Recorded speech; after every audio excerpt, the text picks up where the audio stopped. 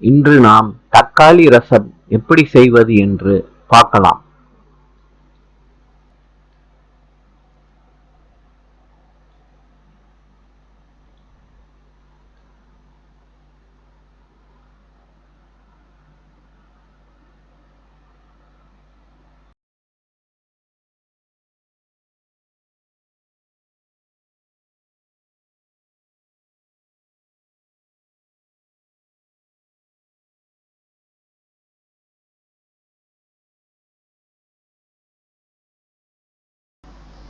மல்லி, துவரம்பருப்பு,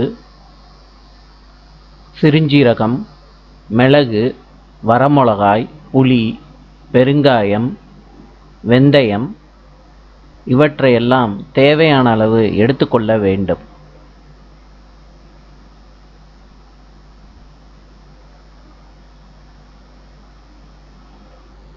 மிக்ஸி ஜாரில் நாம் எடுத்துக்கொண்ட பொருட்களை சேர்க்க வேண்டும். அதனுடன் தக்காளியை வேக வைத்து தோல் நீக்கி அந்த பொருட்களுடன் சேர்த்து கொள்ள வேண்டும். நன்றாக அரைக்க வேண்டும். சூடான பாத்திரத்தில் நாம் அரைத்த கலவையை சேர்த்து சிறிதளவு தண்ணீர் ஊற்றி மஞ்சள்தூள் சேர்த்து நன்றாக கொதிக்க வைக்க வேண்டும். வெல்லப்பூடை தட்டி போட வேண்டும்.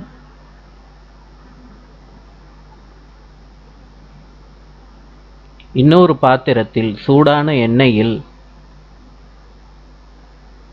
கடுகு, பெருஞ்சீரகம், சிறுஞ்சீரகம், மிளகு, மல்லி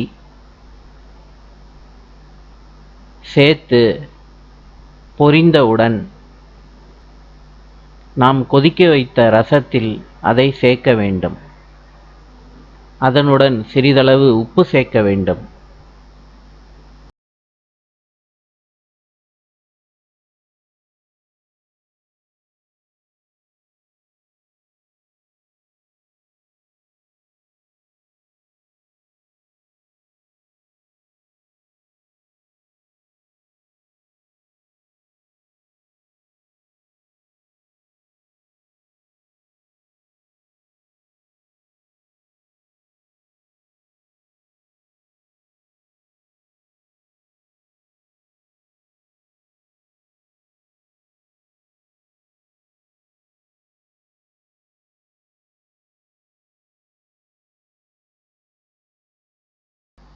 ரசம் நன்றாக கொதித்தவுடன் அடுப்பை அணைக்க வேண்டும்.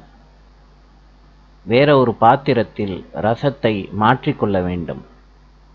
சூடான சாதத்தில் ரசத்தை ஊற்றி சாப்பிட்டால் மிகவும் நன்றாக இருக்கும்.